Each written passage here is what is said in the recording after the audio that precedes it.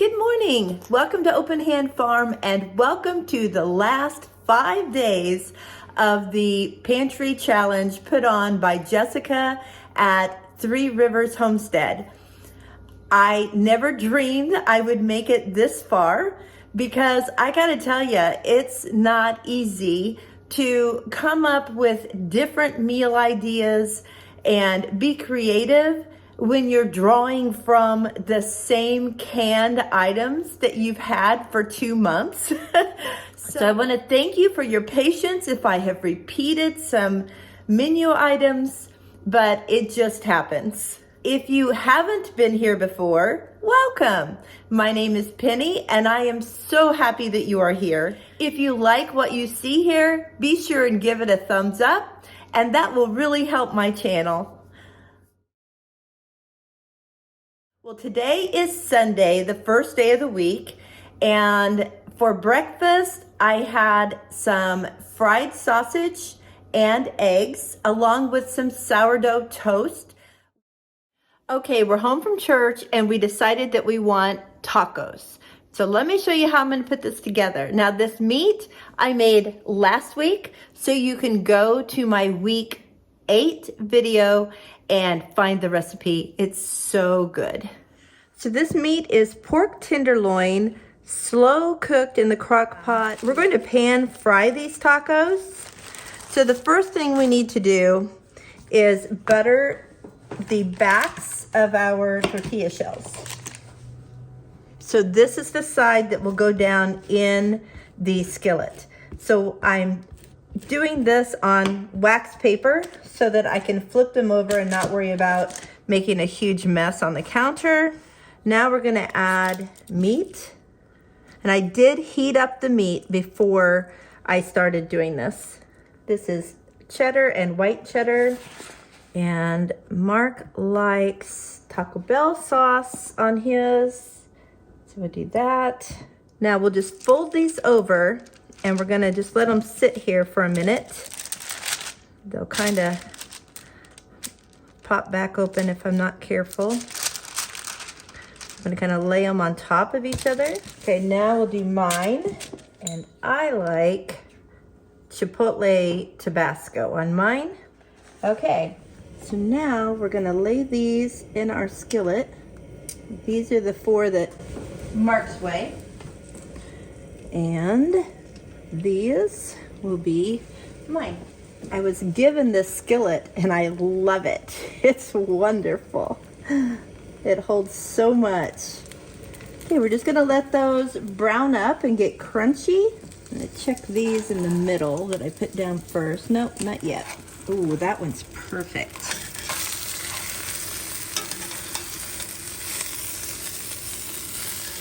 All right, let's see. Yep.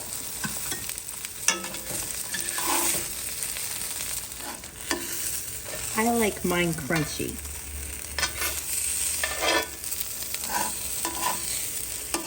Like that. Oh yes. I don't have any lettuce, but I have baby spinach and arugula. So I like to open mine up and stick some of that in there. So lunch is tacos. I have a very creative dinner planned. I'm going to use my CB's Nuts peanut butter that I get from Azure, and I'm going to use my blueberry butter that I made. It's made from the skins left over when I made blueberry jam. So it's got a texture to it, but it's similar to like an apple butter, except it's a blueberry butter. So I'm gonna put that on my peanut butter. Okay, I got the peanut butter on. I have to tell you, I have not had a peanut butter and jelly-like sandwich in probably, I don't know, 30 years.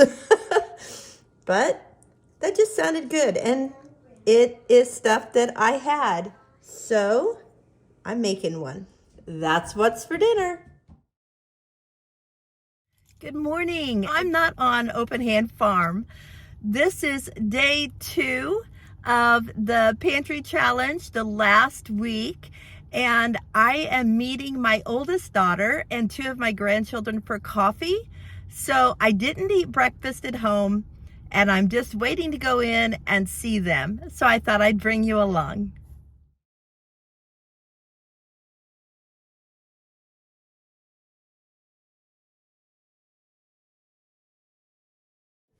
Well, I made it home from coffee. It was so nice to get to see some of my grandkids.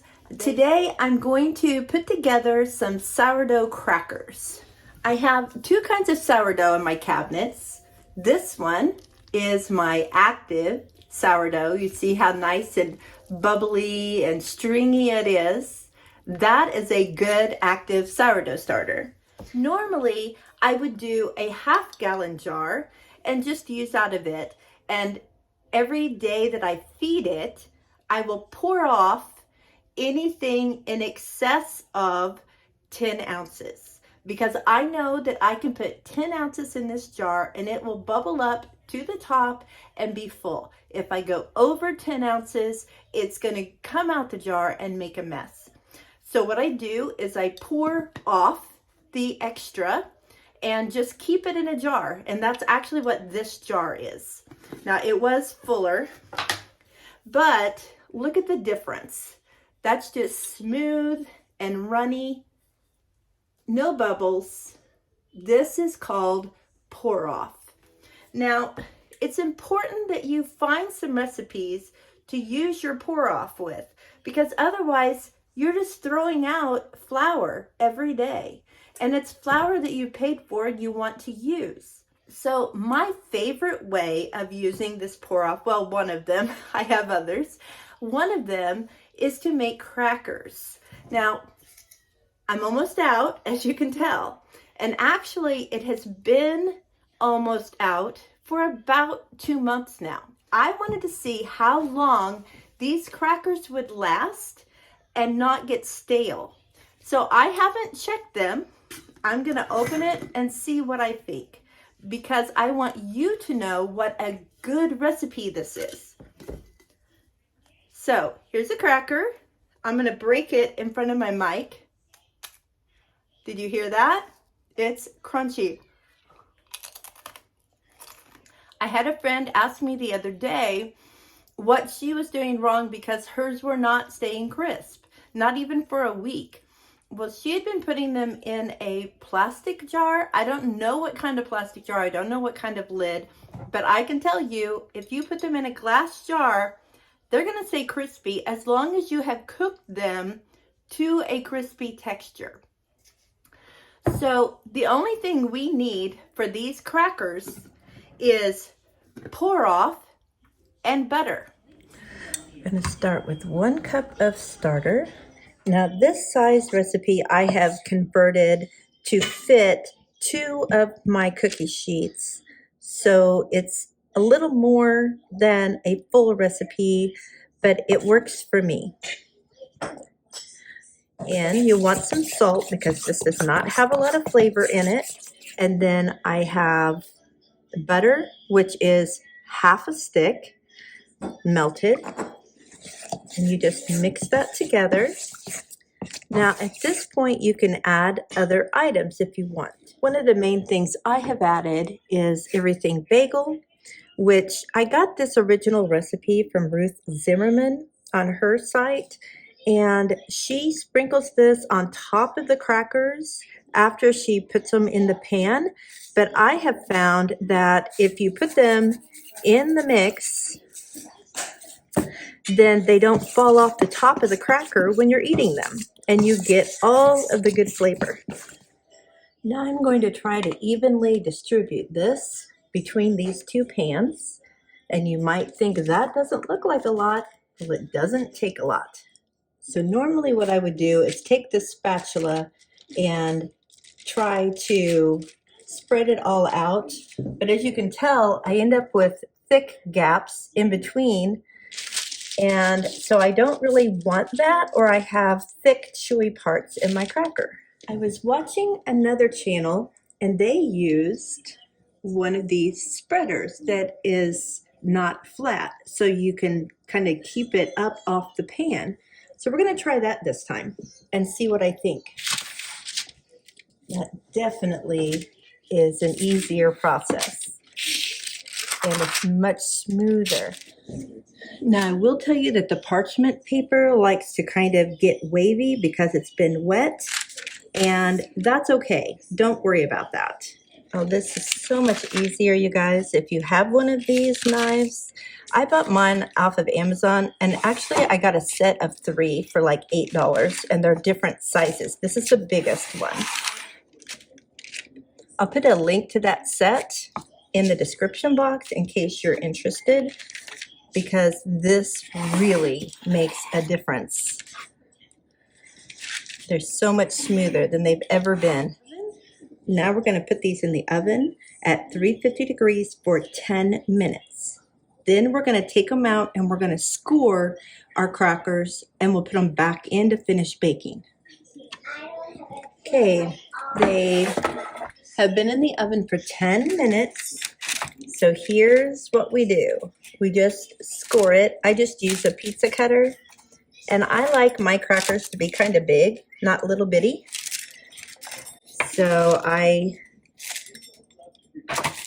do them fairly good size.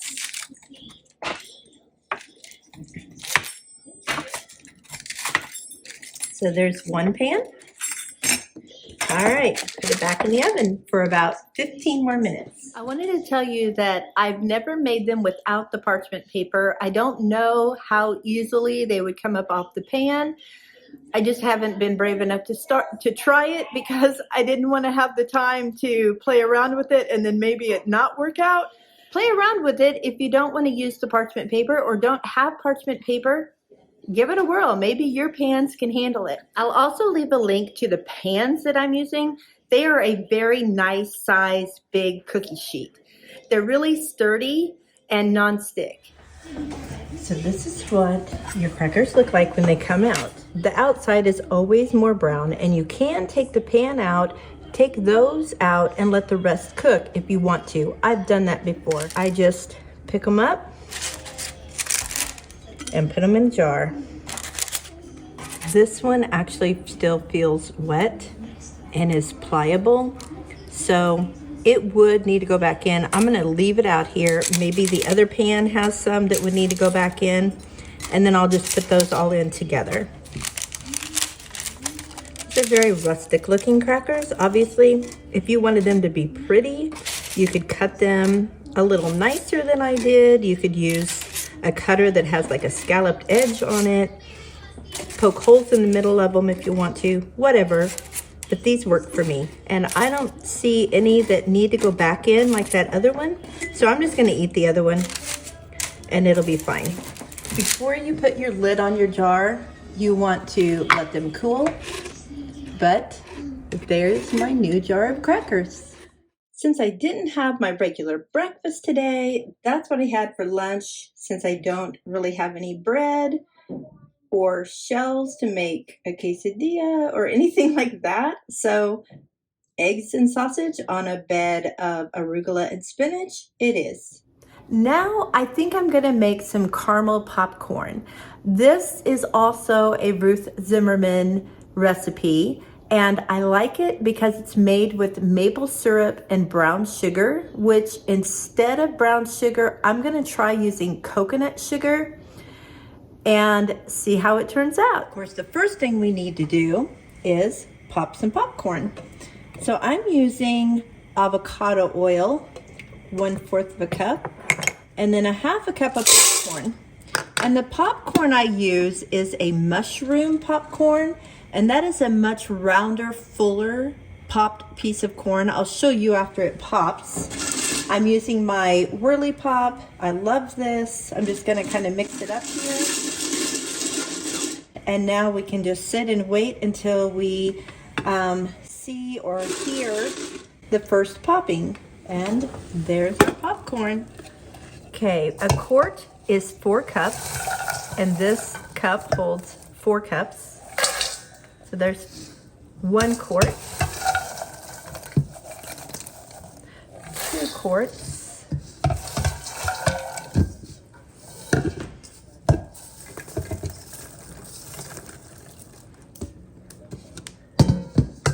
Okay, 3 quarts. So I need 1 more pot of popcorn popped, and then I'll have my 6 quarts. Wanted to show you what this popcorn looks like.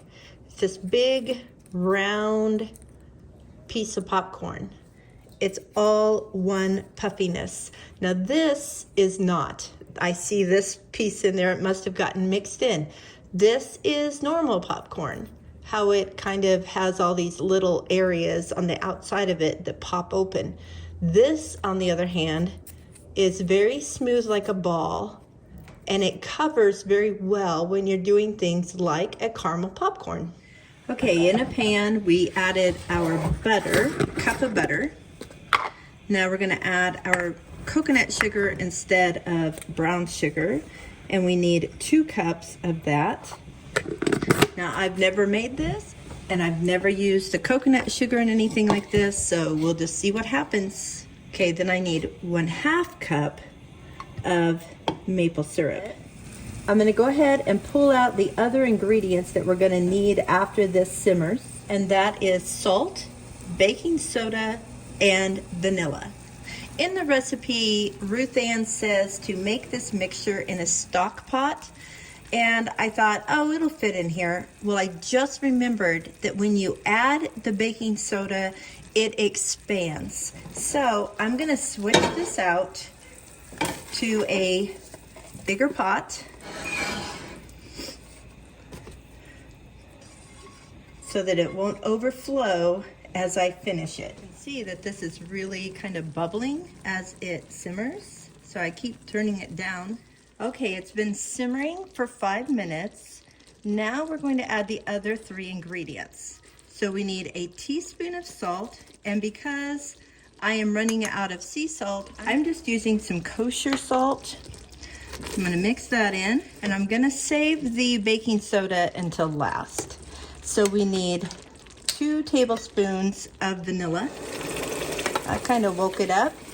All right, and now we're going to add the baking soda. We need 1/2 teaspoon.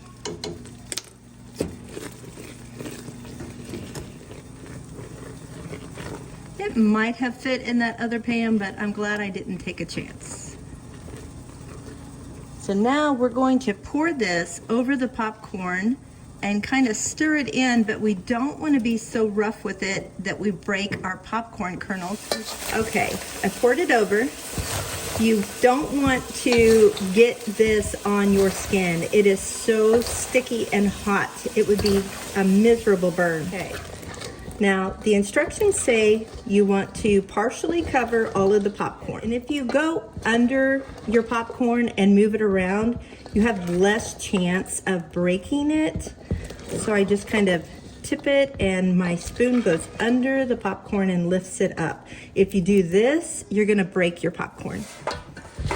I have 2 pans that are kind of deep, and that's what I'm going to put my popcorn in. I did butter them. I'm going to bake it now, and that will help coat it as well. You don't want this too thick. Now we're going to bake this for a period of time, and then we're going to stir it and then put it back in and bake it some more. So I'm gonna go ahead and put it in. We're going to bake it for 15 minutes and then stir it, and we will stir it every 15 minutes for a total of 45 minutes. So let's do our first 15. So what I'm gonna do is write down 15. I'm gonna make a little like check-off circle, stir. 15, check-off circle, stir. Now that's 30 minutes. So then I will need another 15 minutes, and then it will be done. So that's what I'm gonna use to record what I'm doing. Okay, here is stir number 1. I'm going to mark off that I stirred and put it back in for 15 more minutes. All right, popcorn is done. So I'm gonna put it on these 2 cookie sheets to cool. And after it cools, I'll put it in a jar. Okay.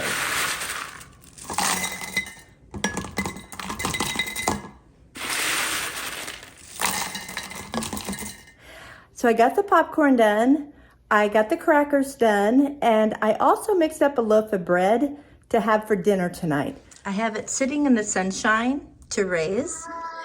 If you watched my video last week, you'll know what I'm making. I have a loaf of bread I'm gonna slice up, melt some butter, grate some cheese, and make some cheesy pull-apart garlic bread to go with dinner tonight.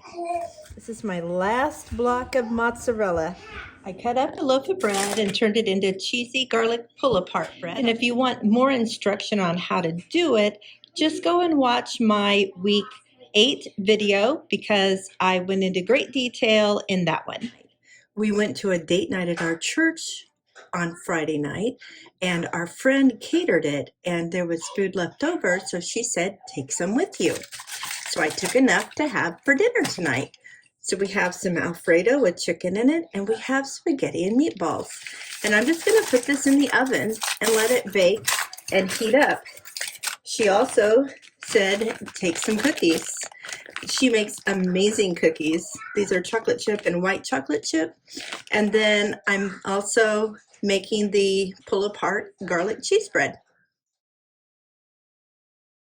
Good morning and welcome to Tuesday morning. Let's see, let's give this the days of the challenge as we finish up. So this would be day 58. I'm gonna make some Italian herb bread, and it has Parmesan cheese in it. So I need to get that put together. I'm gonna add 1,000 grams of flour, then I'll tear it out again and add 24 grams of salt. I have a smaller bowl here. I'm gonna tear it out. And the first thing I'm gonna do is add water from my Berkey water filter. And now I'm gonna tear that out and add starter. This starter is a little heavy. It's not floating like I want it to, but it will do just fine. But I am gonna add some other items to this. To my dry ingredients, I'm going to add some Parmesan cheese. And this is a pretty big shred, but that's okay. And I never really measure this. You don't want to put too much in or it will make your bread heavy. Then we're going to add Italian seasoning. I want it to be tasted, but I don't want it to drown out the rest of the flavors. Now we'll mix that in. All right, now we're gonna add our wet ingredients. And we're gonna bring it to a shaggy dough. So now I'm gonna let this sit for 30 minutes. So then I'll come back and stretch it and fold it. Okay, now it's time to just pull and fold. I have a video where I make this bread and teach you how to make it. So I will link that in the description box. Now we'll cover it and put it in the oven for the day. Okay, my breakfast is a little bit more indulgent this morning. I had made that sourdough bread yesterday, so I fixed a piece of toast. And then I thought, oh, I'd really like to have some with my blueberry butter on it too. So I'm doing both. For lunch, we're going to have grilled cheese. And I am going to use the sourdough bread that I made yesterday. I'm going to start by buttering one side. I always start with a cold pan. The next thing I'm going to do is add a layer of onion jam. If you've never had onion jam, you're missing out. It's basically caramelized onions and a little bit of balsamic vinegar and a little bit of honey. So it's a little sweet, but it's onion flavored. So we like to put this on our grilled cheese sandwiches. There's one. All right, let's get these cooking. Okay, I think they're done. Let me show you this dough up close as I get it ready. Can you see the cheese pieces in there?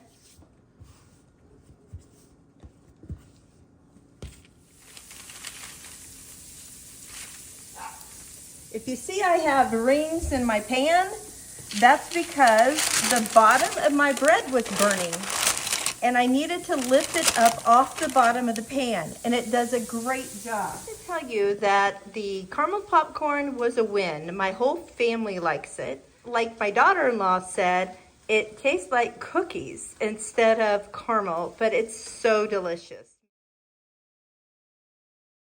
Good morning and welcome to day 59 out of 60 of the Pantry Challenge. This morning, I just had eggs and sausage for breakfast again, and I was going to make quiche this evening for dinner, but when I looked at my recipe, I realized I needed a cup of butter to make the pie crust, and I don't have a cup of butter to spare, so I'm not going to do that.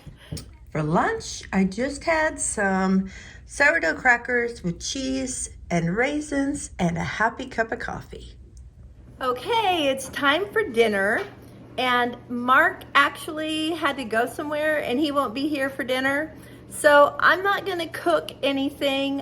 What I'm gonna do is use some meat that I had put in the freezer left from the tacos that I did on Sunday, and I'm gonna make some nachos with that. Okay, we'll start with some tortilla strips, then we'll add some meat, and now Chipotle Tabasco, one of my favorites. Some cheddar cheese that's been shredded. Okay, I'm gonna pop this in the microwave. Okay, now we're gonna add some sour cream. The only thing that would make it better would be a little bit of guacamole and some cherry tomatoes, but I don't have those today, so this will be delicious.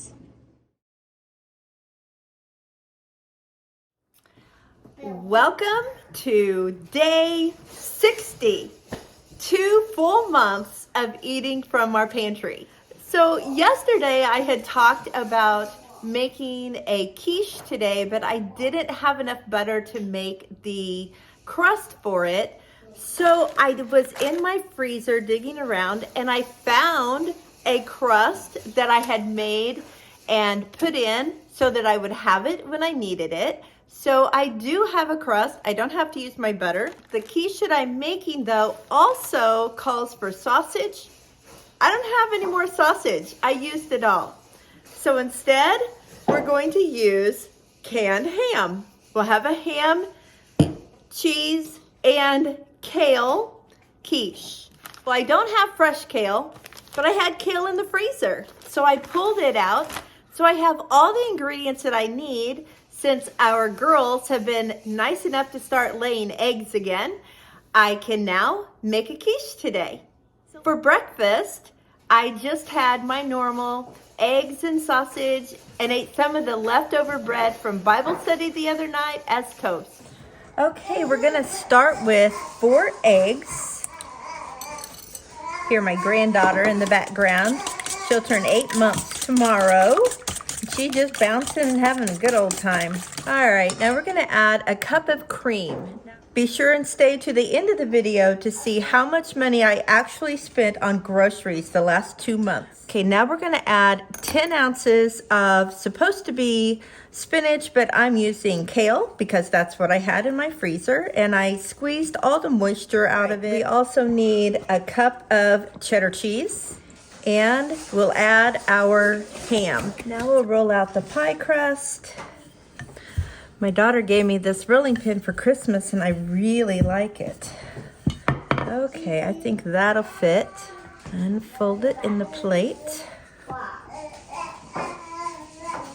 Okay, now I'm just gonna use these 2 fingers like this and my thumb going in like this to crimp the edges.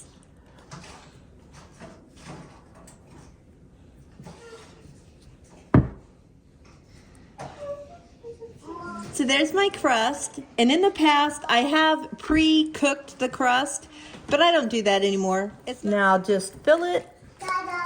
So I have this silicone covering that I use over my crust so that it doesn't get too brown too fast, and then I'll take it off towards the end. Now, 400 degrees for 35 minutes. I opened some honey cinnamon apples and pulled the quiche out of the oven. So that's what's for lunch. Okay, it's time for my last meal of the 2024 Three Rivers Challenge. Usually my daughter-in-law cooks on Thursday nights and we have it as one of our family dinners, but they're going to be busy tonight. So I decided to make waffles for Mark and I wanted to have some in the refrigerator and freezer anyway, so that's what we're having.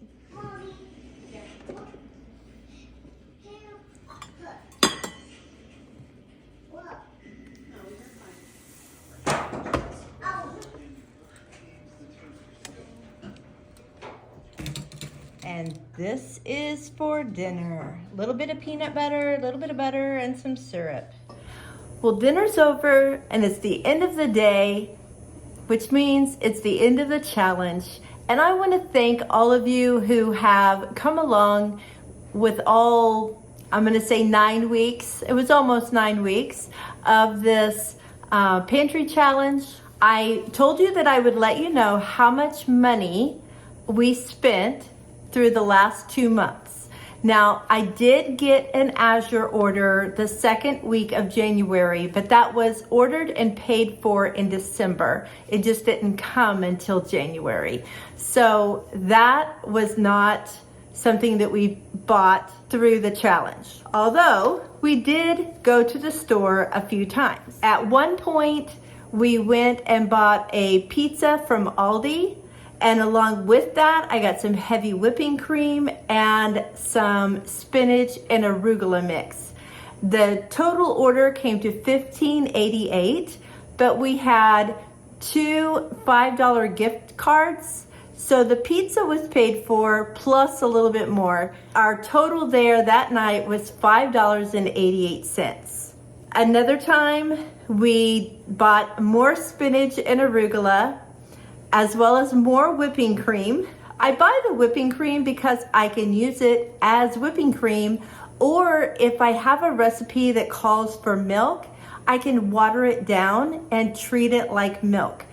I can't turn milk into whipping cream, and since I didn't want to buy a lot of things, I just bought the whipping cream. And then I also bought some ice cream with that order because we were having friends over for dinner and I wanted to have that for dessert.